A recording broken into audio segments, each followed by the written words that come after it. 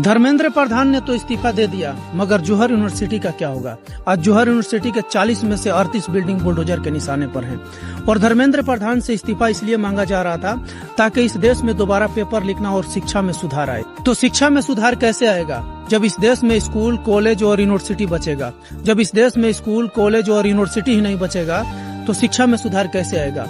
और इस देश में पहले ही 10 सालों में 90,000 से अधिक सरकारी स्कूल बंद हो चुके हैं।